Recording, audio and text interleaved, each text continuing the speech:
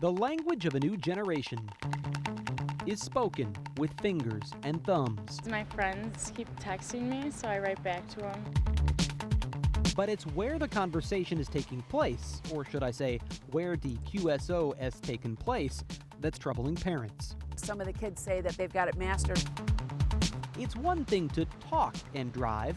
Oh yeah, it's definitely dangerous. But try doing this while keeping your hands at 10 and 2. I have both hands on the phone and I drive with my knee. Like I put my knee up on the wheel. Our investigation finds more than half of Wisconsin's least experienced drivers I drive with my left hand and text with my right. admit to driving while intexticated. How do we know? We asked. You want to take our survey? Let's take a second. The Fox 6 investigators surveyed more than 200 teenage drivers.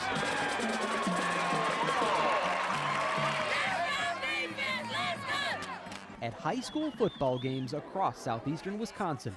Don't call me when I'm driving, though.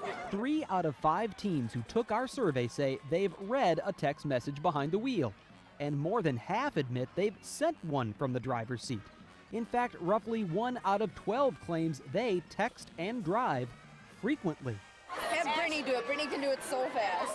With more than 200,000 teen drivers on Wisconsin roads, it is at least likely that tens of thousands of them are texting behind the wheel. Get your speed up. You should be texting. In case you think that's no big deal, It's like an action movie. This is so sweet. we put teens to the test on this elaborate Minnesota driving course normally used for police training. Are you comfortable driving? Yeah. Can I use the siren? Our first driver, Greg, is having a hard time texting, even at low speed. Was I supposed to go this way? He misses turn after turn. Greg went 8 times off-road. I mean, he went off-road. Watch how many times Colin takes his eyes off the road, sometimes as long as 3 seconds. Keep in mind, the speed limit on many Wisconsin freeways is 65 miles per hour. At that speed, a car travels almost 300 feet in 3 seconds, roughly the length of a football field. I think it's problematic. And that's why State Representative Jerry Petrosky wants to stop teens from driving while intoxicated. Text messaging is something you have to look at and push the buttons. Petrosky originally introduced a bill to ban probationary drivers from using cell phones behind the wheel. But that bill now has an added clause that specifically singles out text messaging. Do you text message? No. Me either. Petrosky grew up with Gene Pitney on the turntable and John Denver on 8-track. But as chairman of the State Assembly's Transportation Committee, he says it just makes good sense to keep new drivers from toying with today's technology. And they're constantly pushing those buttons. When lives are at stake. We miss him on his birthday, we miss him on holidays, we miss him all the time.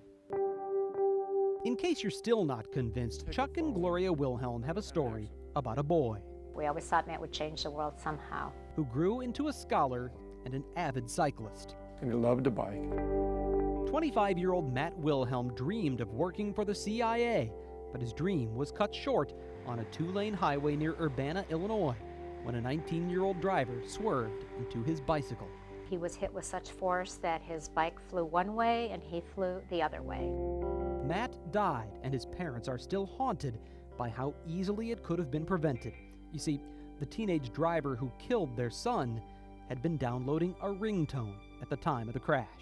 And my reaction was, I could not believe anyone could be so irresponsible, careless, and self-indulgent to be doing something like that.